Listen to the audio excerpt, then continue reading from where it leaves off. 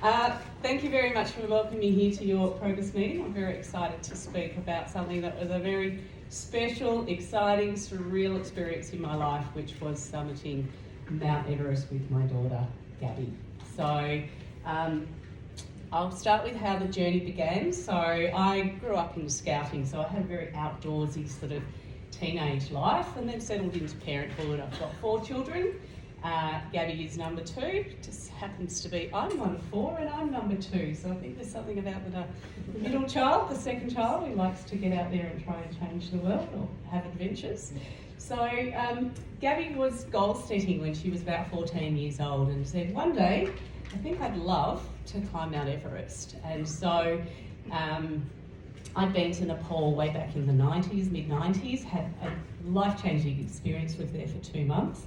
And so we decided that I would do a trek to Everest Base Camp with Gabby when she was 15. So that happened in the April of 2018, and then the seed was planted. What I thought was going to be a mother and daughter trip of a lifetime, hiking to Everest Base Camp, turned into the beginning of a 4-year journey, which culminated with us reaching the summit on 14th of May 2022. But I will take you back to the beginning. I feel like that needs to be. So here we are arriving. I'm going to jump straight into arriving at Lukla Airport. So Lukla is sometimes known as the most dangerous airport in the world. It's quite dramatic. It sits on the hillside of the Himalayas, and then we're welcomed into this beautiful town Lukla. So this is what a typical village in Nepal in the Himalayas looks like. A lot of the locals do, tourism is a huge industry, so they make a lot of their livelihood off the tourists that come to Nepal. So there's a bit of a double-edged sword between the amount of people that arrive in Nepal, but it also supports their economy. So on the left of the screen here you can see the lovely Passan, and he's been my guide for the last 4 years. I'm going to jump straight into. We then start the trek. It takes about 10 days to trek to Everest Base Camp.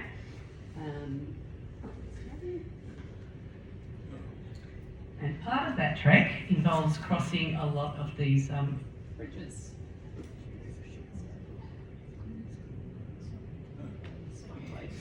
Oh, we're going to skip that one. I'm sorry we don't have that slide. There we go. So we're arriving at Everest Base Camp. Oh, sorry, I did have a slide of us crossing one of the suspension bridges. Is one of the exciting parts of the trek to base camp.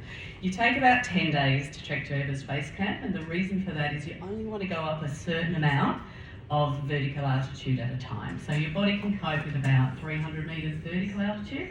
Doesn't matter how many kilometres that you travel.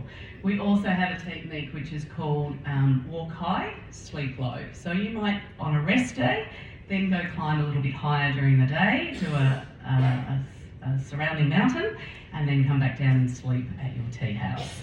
So it took us 10 days to get to Everest Base Camp. On the way, we did another mountain called Logoshape, and that was a 6,000 metre summit. So for me, that was a really great experience to get back into all my climbing gear that you can see we've got on here. So the journey that we did with Gabby was, because she was only 14 years old originally, 15 when we trekked to Everest Base Camp. She then did a 6,000 metre summit 6 months later on Island Peak. The two of us went back 6 months after that, so 12 months after our first trip, and we're planning to do a 7,000 metre summit of Mount Barunsi, and that was our first experience of not getting a summit. So the conditions weren't right, the guides couldn't get the rope set, so it meant we didn't have a safe passage to the summit. So it was one of those experiences where we had to turn around and just come home again. But really valuable, because it gave us really valuable mountaineering skills, because we still got to a high camp, we still got to well over 6,000 metres. But it also taught us that you don't summit at all costs. So knowing when to proceed and when to turn back is really important. So after that, we then went on to another mountain in Tibet 6 months later called Choi Yu. So that was in September 2019. And then first 8,000 metre summit. Gabby is now the youngest woman in the world to summit Choi Yu at 16 years old. And we did that together. So a beautiful experience for the both of us. We were due to climb in 2020, but we all had our holidays cancelled that year, so we chose to put it off 2 years because we didn't know what the next few years were going to look like. And so arrived at Everest Base Camp in May 2022. And so you then spend another 4 weeks living at Everest Base Camp. So we're in a small yellow tent. We all had our own little tents each. And then as we go higher up the mountain, Gabby and I always shared a tent. So it was a beautiful experience to always have her side by side by me. So here we are doing some training. One of the goals in doing the training and the preparation is to ensure that you are independent. So whilst we are always commercially guided climbers, we made sure that we always had the skills that were required, that if we ever found ourselves on our own or we needed to assist others, that we had the skills. So what we're doing here is we've built some rope anchors into the ice. Hard to imagine if you look at the anchor on the bottom right of screen, just the white rope. So it's a little bit of rope going into the ice, and that's enough to anchor our bodies and hold us in place if needed.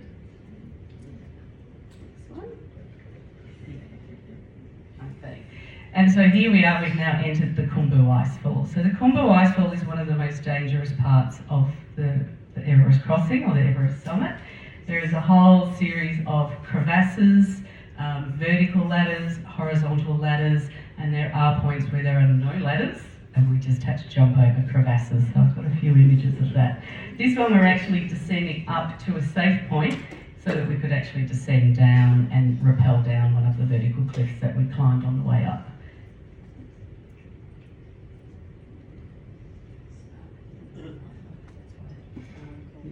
Okay. All right, so there's 4 stages to get up the mountain, or the hill, as someone's already referred to it today. So there are 4 camps on Everest: Camp 1, Camp 2, Camp 3, Camp 4. So again, like the Trek 2 base camp, when you arrive at Everest, you need to make multitude of steps up and down the mountain. So, and they are called rotations. So what we would do is we would hike to Camp 1, or climb, because we're going through the Khumbu Icefall. There were about 5 or 6 vertical ladders that we had to climb, and you can see at the end of that ladder it doesn't quite reach the top of that cliff, so then we still need to do ice climbing to get the top of that cliff. Number of vertical crossings, and you can see that we're weaving in and out of this huge area of just crevasses, massive ice cliffs, seracs which are overhanging ice, and always wary of the risk of icefall or avalanche the whole time that we're there. So the 4 camps that we go up, we would go Camp 1, sleep there, go up and do what's called touch Camp 2, come back to Camp 1. So that's part of the whole walk high, sleep low. The following day we go up and we sleep at Camp 2, and then you come all the way back down to Everest Base Camp again. And then we did another rotation similar to that. So we go up, we sleep at Camp 1, we touch Camp 2, come back, sleep at Camp 1, go up, sleep at Camp 2, go up halfway to Camp 3, come back, sleep at Camp 2, and then go up and touch Camp 3. Camp 3 is at 7,000 metres. We did all of that with no oxygen support. So we just, doing our own breathing, keeping ourselves warm, finding our own energy from the food and energy conservation stuff that we have to, all our nutrition. So once we touch Camp 3, come back, sleep at Camp 2, and then come all the way back down off the mountain to sleep again at Everest Base Camp. We are then ready for our summit push. So the summit push involves making our way through the Khumbu Icefall for a 3rd crossing. So remembering this is the most dangerous part of the Everest expedition. Most of our crossings are done at night. So the reason we trek by torchlight at night is because the ice and snow is most stable in those conditions. So it just means that there's less risk of avalanche. Doesn't mean there's no risk, but the risk is lessened. So as the sun rises, everything's starting to warm up and soften, so just the risks are increased. So you'd note that I had the word resilience written there. Resilience was a really important, internal strength that you needed to have, because not everything goes to plan. So as we discovered on our 7,000 metre summit that didn't happen, you need that resilience to be able to strike back again and have another go. So, little note there, a crevasse that we jumped over. So not every crevasse had a ladder. Now I have such a wonderful relationship with Prasanna. We refer to each other as brother and sister now. Is he would always put his hand out for me, and then Gabby said to me, "Oh, I just jumped them." So youth wasted on the young, isn't it? So once we did all the tents that you can see in the background there, that is Camp 1. So that was actually one of my favourite campsites because it was really nestled just in amongst a valley of snow. The space that we're then traversing is called the Western Cwm. My favourite Scrabble word, yes, it's a Welsh word, has no vowels, and it means a valley. Okay, so you'll see that word used a lot in mountaineering, and then Col is another word in mountaineering, so our fourth camp is also referred to as the South Col. So this one was more of a weaving because we were trying to avoid crossing as many crevasses as we could. So we were weaving back and forth. And what's really amazing about this environment is we were really hot. So it's really like a hall of mirrors. It's just a basin, it's collecting the sun, it's reflecting off all of that white space. If we've got skiers or Nordic skiers or anyone that enjoys time in the snow, you'll know that you need to sunscreen the back of your ears, the other side of your chin, every part of you, because it's just so reflective in that light. So we would get really hot in this environment. And so now we're at Camp 2. So Camp 2, we've now reached about 6,500 metres altitude. A lot of flexibility and adaptability required to be in this environment. So what we would find is our stomachs are now getting upset. We're at high altitude. One of the symptoms of altitude sickness is loss of appetite. So even when you don't feel like eating, you've got to keep getting that correct amount of nutrition into you. We're always drinking about 4 litres of water every day, which means a lot of trips to the toilet. We were fortunate at camp, the yellow tent is one of the toilet tents, but you're not always using the toilet when you're at camp. Now what you might not be able to see, you might be able to see part of the trail starting to head up the mountain from there. Now this is called the Lhotse face. So if we keep going all the way straight up this face, we hit the baby sister of Mount Everest, Lhotse, which is the 6th highest mountain in the world. And so there's a trail that just goes straight up. Now this is actually the steepest section of the whole climb. There's a good photo coming up where you can really see just how steep it is. And Camp 3 is about a third of the way up that mountain. So you can see there's a bit of a tumble of snow, which is called Bergstrand, and then another tumble of rocky snow, and we were camping just above that. So you can see it so far that you can't even see the tents in it. So the photo here is taken at the Bergstrand, again, another mountaineering term, which is where the top of a glacier hits the rest of the mountain and it pulls away to create a bit of a cliff. So then this is, once we're out of the Khumbu Icefall, this was the next point where we're doing some real mountaineering climbing again, so a vertical cliff that we needed to climb. These parts are what I found the most invigorating. So trekking across the mountain is long and slow, but when you're climbing, you're using all the skills that you've trained yourself to be able to do, and so this is where I felt I really came alive. I love doing these parts of it. And so now we have just reached Camp 3 and we are looking back towards Camp 2. So that's what we've achieved in one day. We did it once without oxygen, so this is our without oxygen day. And then when we did the summit push, we were on oxygen from this point. So we approached Camp 3, 7,000 metres in oxygen. Now the difference that the oxygen makes, it is supplemental oxygen. So you don't need it to survive, but it's supplemental. It is keeping your body warmer and it's giving you more energy.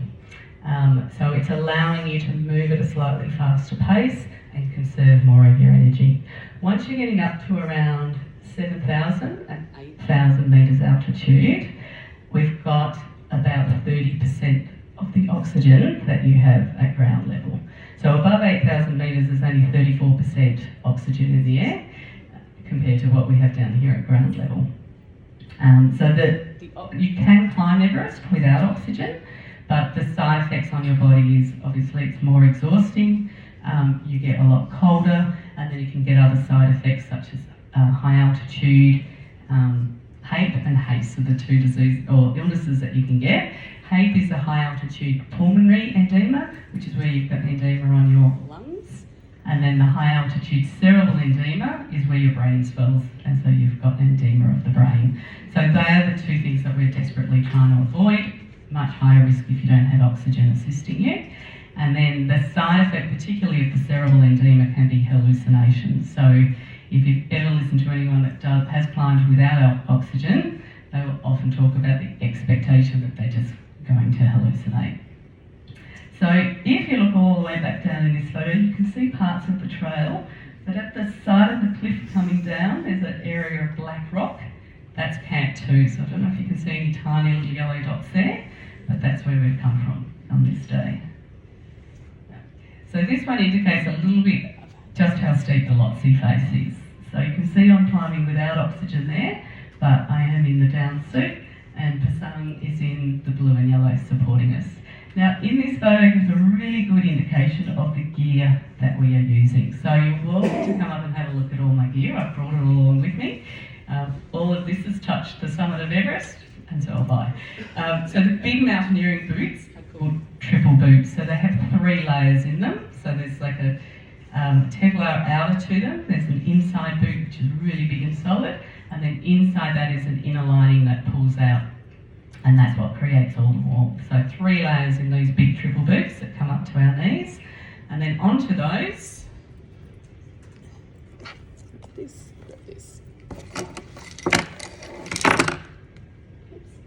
Onto those, we clip our crampons. So this is what's gripping us into the ice. So the idea of the crampon is it's designed to be used in ice and snow. So anyone ever visited a space where you might have done some glacier crossing, they might give you crampons to work in. And then most of the time we're also carrying an ice pick, sometimes used as a walking stick. Other times it can be used if you do have a slip. You learn how to self-arrest, and that's one of the things that can stop you, particularly in an environment like this, from sliding back down. But the other vital piece of equipment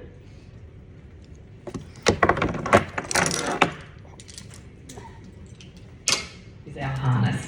Okay, so the harness goes around your waist, you're able to sit in it, and then 2 components of this. This yellow component is called a Jumar or an ascender. So this clips onto the safety line. So everywhere we're climbing, we've got a safety line on the mountain, and that clips on and that keeps us attached to the mountain all the time. And what it's able to do is it can ascend up, but it locks, so it won't descend. So we've got to disconnect it to be able to descend. So there's a component there that disconnects. We're also always connected with, if we're not using our Jumar, we're also connected always with a safety line, so that you have a degree of safety always. Of course, it's not 100% guaranteed, because we do know that there is a lot of dangers, and it can be a fatal expedition for some. But they're our main safety devices that we're using as we ascend. So you can see my Jumar is hanging from my waist there, and I would just be using my hands to pull myself up the safety line, and I would have just one safety line clipped in, which is attached to my harness. So now we've arrived at Camp 3. Again, one of my favourite spots on the mountain. This was the one where we're literally sitting on a sort of 45-degree slope, so you didn't get out of your tent at night for this one. Yeah, it was absolutely stunning. And you know, if you told me when I was turned 40 that I would be camping in the snow on the side of a mountain in my 50s, I would have laughed at you. But now it's like a second home. I miss it. If I get homesick for anywhere on earth, I get homesick for little tents like this. It's just so amazing. You can see forever. There's virtually no other people around you. Even if there are a lot of people climbing at the time, you always sort of have your own space. We were really blessed on our season that we had not very many people, because we were 2 years post-COVID, so not everyone had returned. So about 300 permits were issued. We had a long weather window, which meant we had about 10 days of clear blue sky. So you'll see that most of my photos, you can see absolutely beautiful blue skies. The downside of that, unfortunately, in India they were suffering from really hot, dry summer, but it meant a hot, dry spring for us here in the Himalayas. So one of the things we could see were the definite elements of climate change occurring. So a couple of things were just the fact that we had a beautiful long hot weather window is unusual. But even with our crampons, when you leave Everest Base Camp, we would hike about 30 minutes before we hit what we call crampon line. And that was where we've hit enough ice and snow that we need to put the crampons on. And 10 to 15 years ago, you walked out of your tent and put your crampons on. So we can see that there's a lot more melting occurring. And so, the effects of what we might be doing down here are actually being felt globally, and even to the highest points of the world are being felt. Next one. So if you want to know what it feels like to camp at Camp 3, this is it. So if you want to understand why I love it so much, this is the sunset view that we were greeted with. So we sat in our tents. This is a wonderful Pasang, my guide. They would get up and just bring us pots of boiled water, a thermos of boiled water, and that's how we were eating. We were eating rehydrated meals in our tent.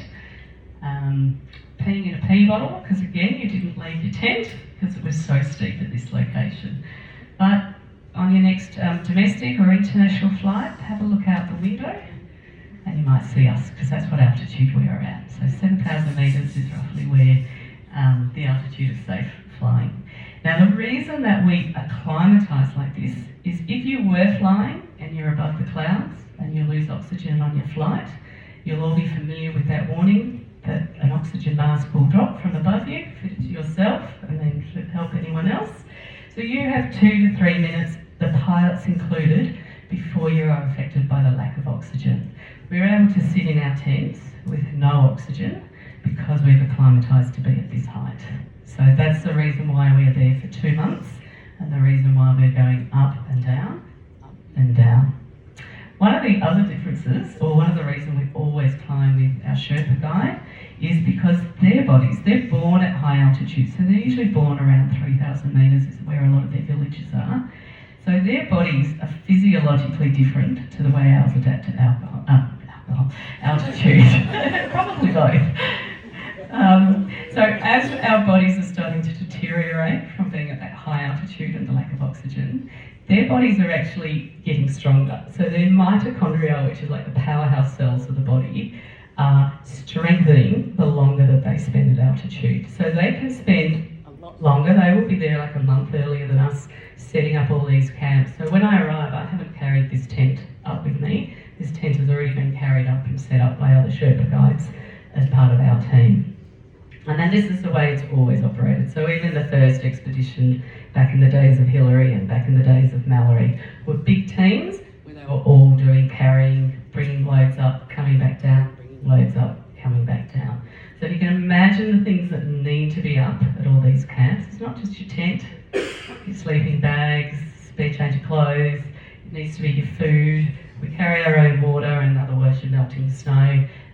Gas bottles, and then all the rubbish that we create is then carried back down again. So a lot of that is done by the Sherpa teams that are part of our operation. And so now we're heading to Camp 4. This is one of my favourite photos. This is Pasang and I. Pasang's in the blue and yellow. I'm having a bit of a rest leaning on the slope there. The Geneva Spur is almost at Camp 4, so we would be roughly at 7,800 metres altitude. We are on oxygen at this point. We would have left our tent at around 2 in the morning to get up here. Now I had a little bit of a communication breakdown at this point. I was expecting a thermos of water to heat up my porridge for breakfast, but at Camp 3 we don't do that. And so I was supposed to have had breakfast of muesli bars, which I hadn't had. So I was really struggling from a lack of nutrition on this part of the climb, and so this is where we finally got to stop and have a bit of a snack. And again, it's only supplemental oxygen, so you can take that mask off whenever you need to eat, drink, chat, have a break. Yeah. I love this photo because it reminds me of a photo of Sarita and Hillary and Tenzing Norgay sitting in a similar pose when they were on the mountain in a similar spot doing their summit push for the first climb ever. So there was never a point on my climb when it was lost on me whose footsteps I was following in. So to be, a young woman or middle-aged woman of English descent, and then my Nepalese Sherpa, so that's what Sarita and Hillary, part of an English expedition. He's a New Zealand man. And then Tenzing Norgay, who was a Tibetan, Indian, Nepalese Sherpa guide. So that teamwork is really essential to get a summit, and I will forever be grateful to the Sherpa team that we worked with. So here we are at the highest campsite in the world. We've hit the dead zone now. We're just at 7,900 metres, so we're just under 8,000 metres. We arrived here early morning, maybe around 10 or 11 a.m. And then I was due to leave at 6 p.m. to start my summit push.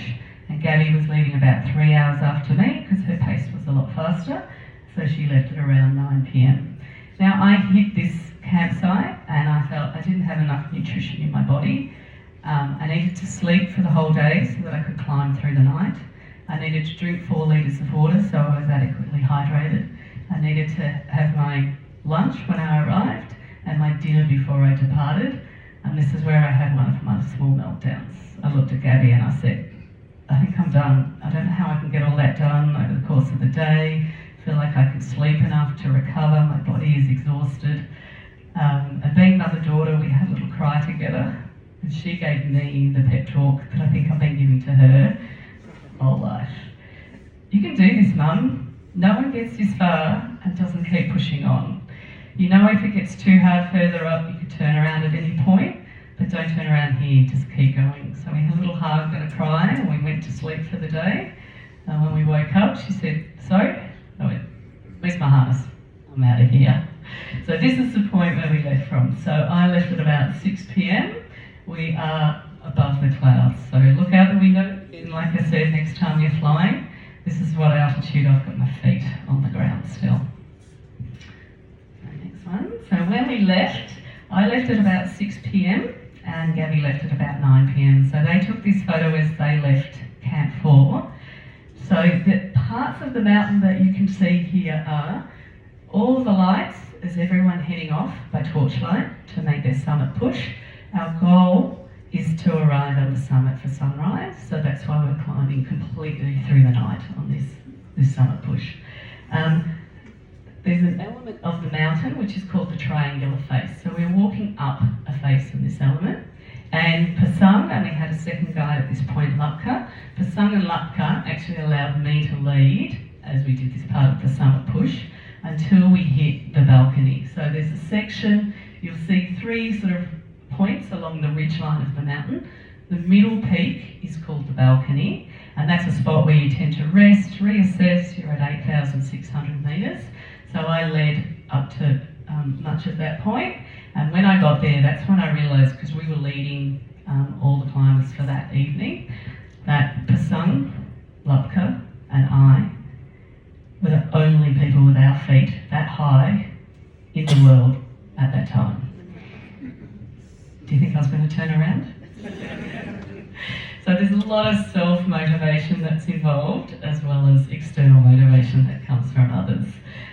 So if you can see, as we head up the triangular face, there's 2 elements of black rock, and in the middle of that is a little torch light. So that would be my torch, the highest light on the mountain on that night.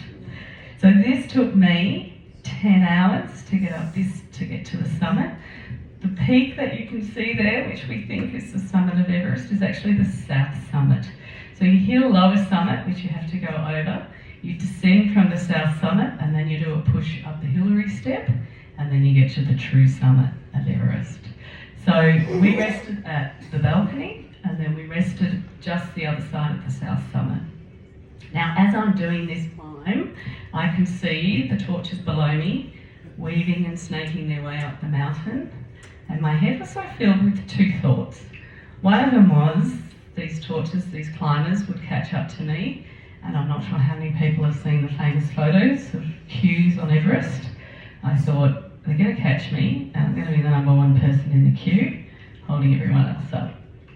But my other thought was, I've done all this work on my own, just with my 2 guides through the night, and everyone will just stream past me and I'll get to a crowded summit with other climbers.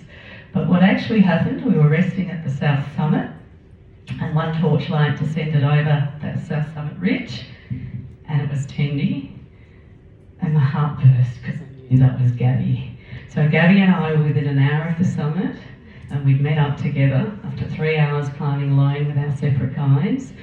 We never knew whether we would reach the summit together, and in that moment I knew we had only an hour left and we were going to arrive on the summit at exactly the same time together. It was just the most beautiful moment, knowing that this journey of 4 long years was going to start with us being in the same place at the same time. And I just felt such exaltation. It was just absolutely beautiful moment. So then, move along. This is what we are coming across by torchlight. So one of the thoughts in my mind was, I can climb in the dark where I've just got my torchlight and the ambient light of everything around us, but knowing this is what I need to descend on the way back down. The descent can be just as dangerous or more dangerous than the climb up, because all your energy goes into getting to the top, but you need the same amount of energy to get back down again. And so we are quite exhausted. We're often not as thinking as clearly. We've been at the highest altitude, and in our case, we had our oxygen off for a period while we're on the summit. So again, never lost on me that I needed to have the same amount of energy to be able to get back down again.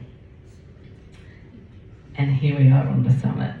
So the 14th of May 2022 at 4:30 a.m, Gabby and I watched the sunrise on Everest. It was absolutely surreal. If we didn't have a few photos to show you, I think it would be hard to believe that it actually happened. You can see we did get our oxygen masks off.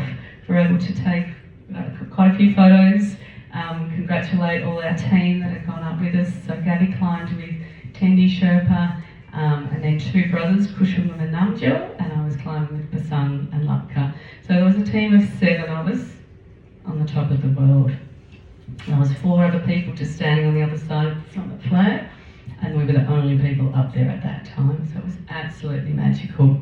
We arrived, again, our Sherpa timed everything to perfection. Not only did they get us there together, but they got us there just as the sun was rising. So we arrived in the dark, and we watched the sky change from like a violet, dark indigo colours through to pinks and oranges and purples to this bright blue colour, and then you can see forever. All you can see is the mountains of the Himalayas. So you can see across to the Tibetan plateau and then the rolling ranges of the Himalaya in Nepal.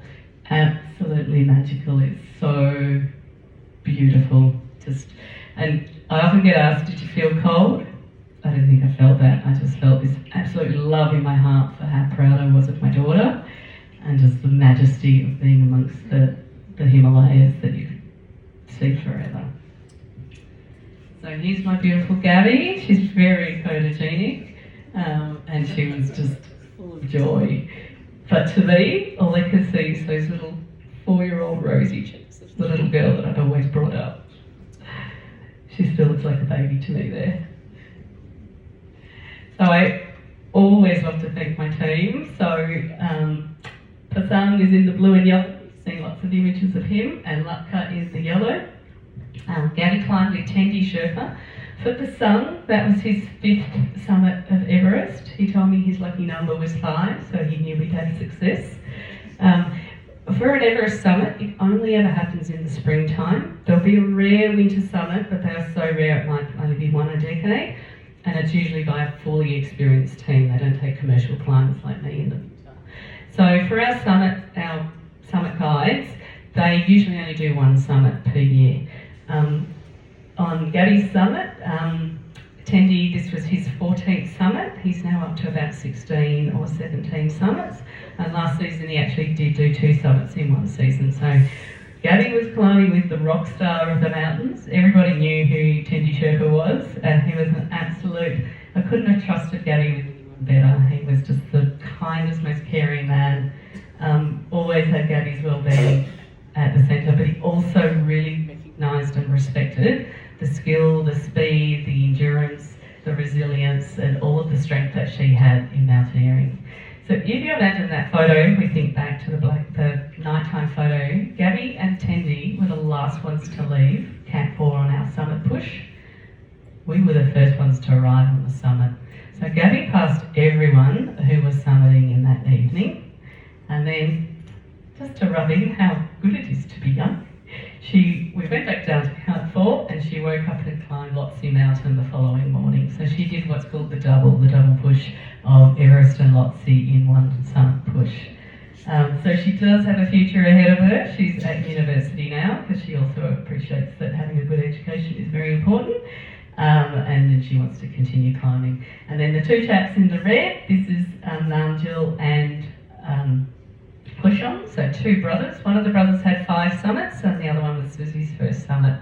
So it's really important for the Sherpa guides that this is like, you can imagine the epitome on their CV to get a summit. So it was really great to be able to recognise and have so many Sherpa as part of our team to get to the summit. I did return to Nepal 2 years later. I went back last year and I managed to catch up with 4 out of my 5 Sherpa guides. So such a wonderful experience to see them again. And then also to hear the version of how they remembered our climb, which is going to be very different to my version of what I remembered. Now, but it's not over yet, we have to get down. So before we head down, this is what the shadow of Everest looks like. So this is a view that we had from the summit. So the shadow of Everest actually just looks like a pyramid stretching across to the horizon. Absolutely amazing. So there's nothing else that you can see. This is looking out across the Tibetan Plateau, so that's why it's plateaus out to the stretches of China. Okay, so one of the things that gave me strength when I was climbing was to climb with a message. So it wasn't just Gabby that gave me strength when I ran out of emotional or physical resilience to continue going. I got in touch with Chanel Contos, who's a young woman who started a campaign called Teach Us Consent. So it's about consent education for our young people, but it goes through life. I find in my midlife I'm still learning the language of consent. So I'm a strong advocate. Now I've got a picture of French fries up in the corner because consent always needs to be freely given. It needs to be reversible. So like a cup of tea, you don't want to finish what maybe you asked for earlier. It needs to be informed, so you need to know what you're giving consent to. It needs to be enthusiastic and it needs to be specific. So this is conversations that we can be having with our young people and in fact anyone. So at all age consent is really important. Now consent education is also really important because what it does is it protects us from gendered violence. So if you know what you're signing up for, if you know what you're able to say yes to and able to say no to. So we're approaching the grand final in Victoria, in Melbourne this weekend. And so it's actually a very dangerous time for women. So this is where our men can step up. What we refer to, when I think about Everest and that shadow I showed you, we have a pyramid shape. So what we accept at the bottom of the pyramid holds up what we don't accept at the top of abuse and violence. So what we should be doing is calling out the base of the pyramid. So if your brother, your son, your uncle, your son-in-law, whoever it is, your grandkids, if you see them not respecting women, telling jokes that are inappropriate, anything like that, this is where you can call it out. So I caught a train in Sydney just during the week and there was a couple of young teenagers in the carriage and they just wanted to mouth off. They wanted to show off that they knew some swear words and talk loudly. And there was one guy on the carriage, like I could have said something, but they probably just would have labelled me a Karen and told me to sit down.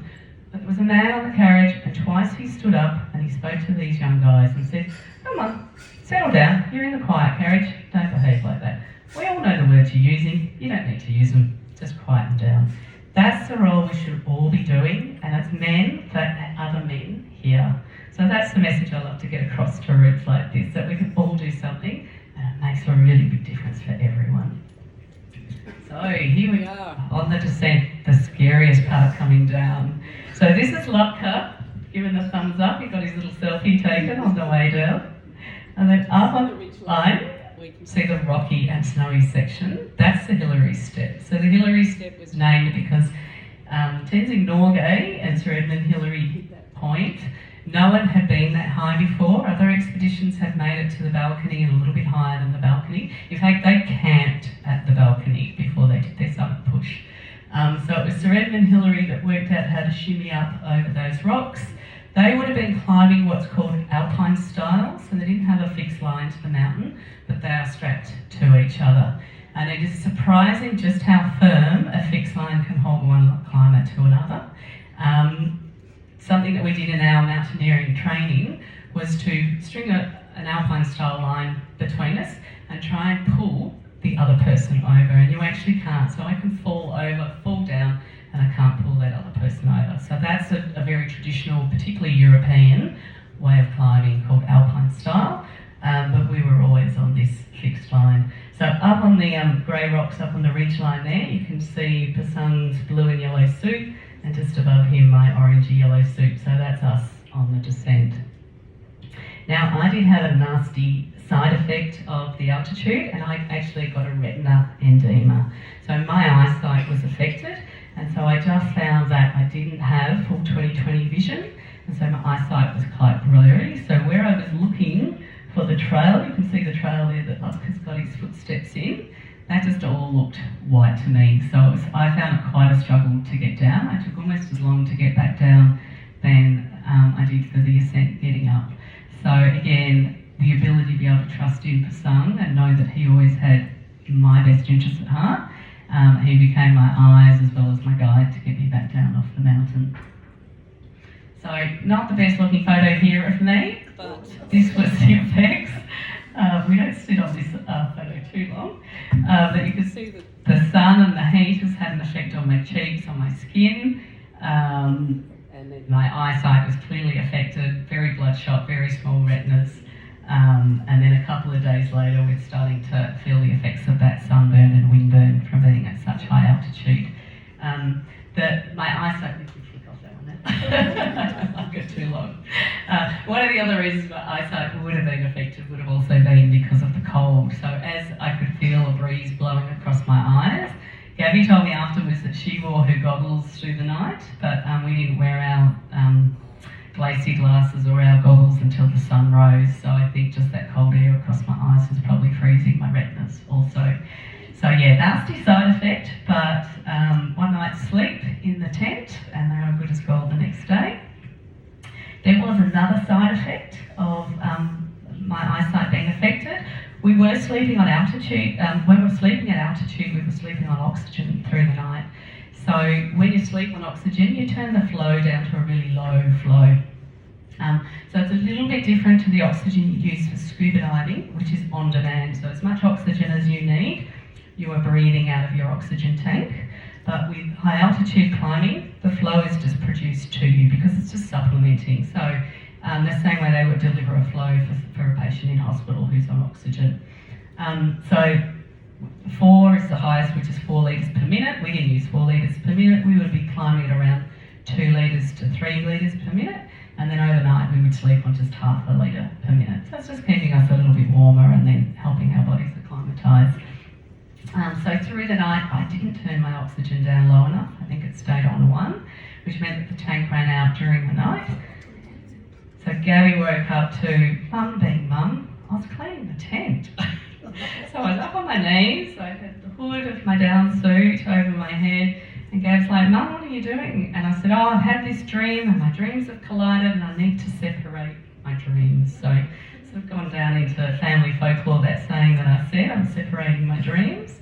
So she called out to Tendy, I think Mum's run out of oxygen, and he just came in, unscrewed one bottle, put the next bottle on, and he said, Mum's fine, she'll go back to sleep. So that was a really, again, stressful night for Gabby, knowing that, the effects of altitude were having an effect. But for those that climb without oxygen, that's what they just get used to, having to expect that sort of hallucination. So I did go back to sleep, slept through the night, and then I made my descent down to Camp 2. Gabby went on to do Lotse, and then she came down to Camp 2, and that's where we met up again. Now I love this photo here because we have spent many months together, done many expeditions. It took 4 expeditions for us to train up, and we've done trips since. We've sort of remained, I guess, best friends when we're in the mountains. So when we're in the mountains, we know that we are really good climbing partners. When we're at home, we go back to being mother and daughter, and she'll just pick her towel up. But it's lovely having this relationship. I was also very conscious that I was leaving 3 other kids behind, and one of the hardest parts was saying that goodbye before before I left. My oldest son was living in Queensland and he was in Year 12 when I did one of our earlier training expeditions. And I was checking in on him, is it okay if Mum goes away for 5 weeks? How do you feel about it? Do you fear for us? And he's like, look Mum, you offer to help me with my study, but I think you've forgotten Year 12 maths now. And as long as I can get to school, I've got a clean uniform and I get fed at home, they are all the things that are necessary for me to do school. But if I could one day say that my mum and my sister have climbed Mount Everest, I would just be so proud. So that was a really good reinforcement for me to hear. And then when I followed my younger 2 children, Joe and Anna, they were coming in across to Nepal with their dad. I didn't check in with them too much because I think I was a little bit fearful, but you did have to say goodbye. That might have been your last goodbye because it's a very dangerous expedition that we were going on. But it was afterwards that Anna said some beautiful words to me where she said, I knew that you and Gabby had done a long period of training, you had your skills up. I also knew that you'd turned around in the past, so you knew not to go at all costs and that you would be prepared to turn back if you needed to. So we get what we call white line fever, which is sort of a running footy athletics term. The same thing hits you up there where you get stomach fever. And particularly with that cerebral edema, if that is affecting the way you are thinking, a lot of the Sherpa guides can have trouble getting people to turn around when they need to. So it's really important to trust in and be able to listen to your Sherpa because they're the ones who are seeing the symptoms in you if you are having any problems when you're climbing. But yeah, it's something that I'm particularly proud of, clearly. I'm also proud of all 4 of my wonderful children, what they've achieved so far in life. Gabby is now the youngest Australian to summit Everest. She took that mantle from Alyssa Azar, who was only a few months older than Gabby when she did. Alyssa has done 2 summits now, from the south side and the north side. There was a wonderful young mountaineer, also from our suburb in Brighton, who made an attempt at it this year to become the youngest Australian at 17. But unfortunately the weather was really unkind to her. She made it to the balcony and she had to turn around and come back down. So again, the toughest but wisest decisions that you need to make at high altitude, but you get to come home to your family and that's what's most important. So I'm open to any questions that you might have. I love sharing any information you'd like to know about our mountaineering expedition. God, that was harder than climbing Everest, sitting on that floor.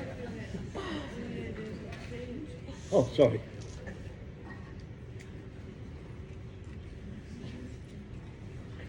Are there any other?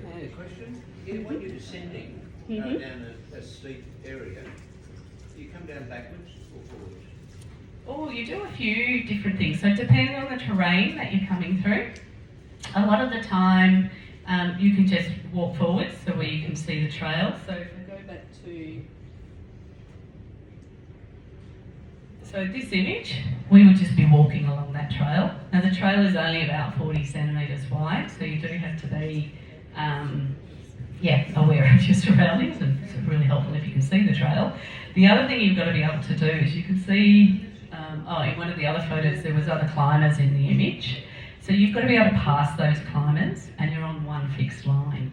So what we actually need to do, we've got 2 safety lines. So you've always, when you're at this high altitude, you always keep 2 safety lines clipped onto that fixed line. And we use a screw carabiner. So when I release one, so if you imagine we're doing this in fat gloves, release one from the line and I've got to get around the climber that I'm passing and clip back onto the line. Screw that one on, then unscrew this one, and then clip both onto the line on the other side of the climber. So you're doing that individually around every climber that you pass when you're descending. So that was one of the really challenging parts. Occasionally, because we're in our oxygen mask, it's really difficult to communicate with each other.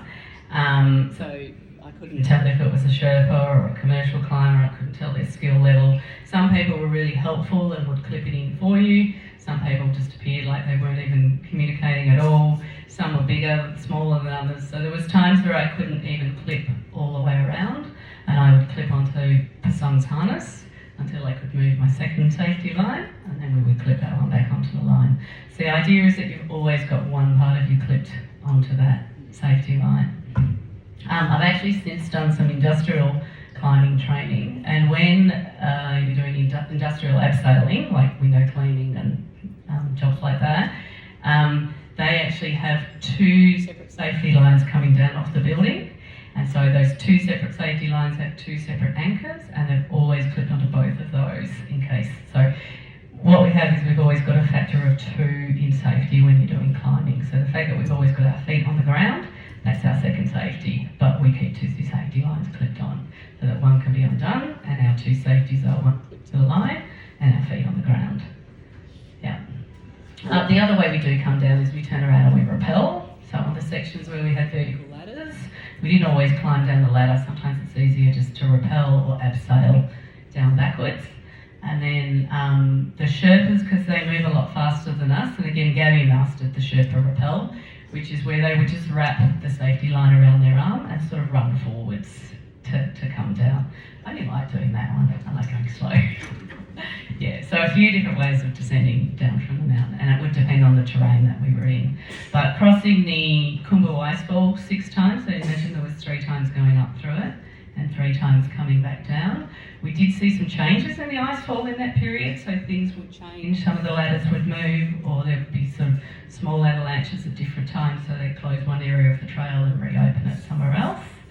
And on the final descent, so it's at the end of the season, some of the anchors are also starting to come loose. So we could tell there was a lot more loose water on the mountain on the final descent, and I actually had one anchor. I could see that it was loose before I started rappelling, and I knew I was held by the higher anchor, but I did have one anchor pull out from an icefall when I was descending as well. So it's keeping your wits about you, understanding what's going on, so you're always evaluating the risks that you're amongst. That's very good. Jane, my wife and I are looking to do something special for our holidays next year. But seriously, is it expensive to do all this? A trek to Everest Base Camp, so if you trek in, you can do that for around $1,000, $1,300, $1,500, and your airfares to get there. A summit climb is you might have to sell your car to do it. Yeah. So to fund our trip, because everything we did cost double, like my boots here are $1,500 worth of boots, more expensive than I own for anything that I go out on a Saturday night in. We were putting everything onto our mortgage. I ended up single, so we ended up selling our house. So what I thought would get paid off over 20 years on our mortgage, all got paid off when we sold our house and separated. But it depends on the altitude that you're going to. But just for the permit to climb Everest is $11,000 US when we went, so double that for me. It's gone up to $15,000. So that goes to the government, and you might have noticed in Nepal recently a lot of upheaval from the younger generations, because a lot of that permit money goes into a corrupt government and it's not even being shared amongst the people who it should be going to. So they've got a new Prime Minister in place now, so hopefully we see a bit of the corruption. Because it is one of the poorest countries on earth, so again that double-edged sword of bringing a lot of tourists into the country, a lot of damage is done to their environment, but it's also supporting one of their livelihoods for so many people. And the Sherpa guides are some of the sort of most well-paid occupations in Nepal too. So that's why for those 2 brothers it was really important that they got the opportunities. Okay, take the last question. That's an excellent presentation, but I'm just wondering, with you and Gabby and what you've described, it's a high-risk activity. I'm just wondering, how do you manage to get travel insurance and how does that work? And also, does the Nepalese government provide any role with rescue or if something seriously goes wrong? Yeah, good questions. All right, I'm just going to go la when I talk about how much the travel insurance cost. I think the travel insurance was something like 20% of the trip cost. It was really expensive. And that's because it's covering a few things. Helicopter rescue is provided. So again, that's what your permits are paying for. But a helicopter rescue, like a helicopter out of Everest Base Camp, we helicoptered back to Lukla, was a couple of $1,000s each. A lot of helicopter rescues happen from Camp 1. So we started with a team of 15 climbers, and 9 of those climbers made it to the summit. So the other 6 climbers, most of those were evacuated from Camp 1 or Camp 2 by helicopter. So that helicopter ride might cost them over $10,000. If it's any higher than that, I think there's only ever been 1 or 2 rescues from Camp 3. Most of the rescues are sort of limited to Camp 2 simply because helicopters don't have, they're reliant on air pressure, and there's not the air pressure of a helicopter at that altitude. So yeah, the government does provide the rescue support. They're also the ones that are fixing the lines, and so that's what's paid for as part of our commercial fee, covers that. So I'm not sure what the permit fee. It probably does go towards the rescues as well. But yeah, we were fortunate. We did see a lot of helicopters coming and going from the mountain while we were there.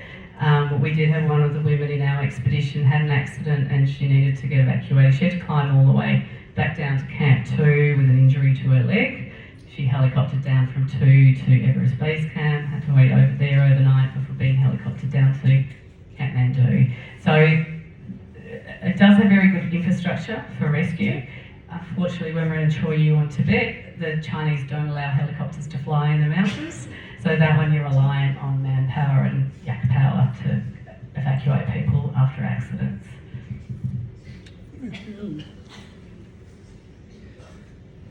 Any more questions? I can talk all day. No, we'll have to wind up, but all I can say is just been absolutely mind-blowing, fantastic. I just can't imagine being there, seeing that, doing that. That's just, we moan and groan about some of the things us oldies do, I guess. But anyway.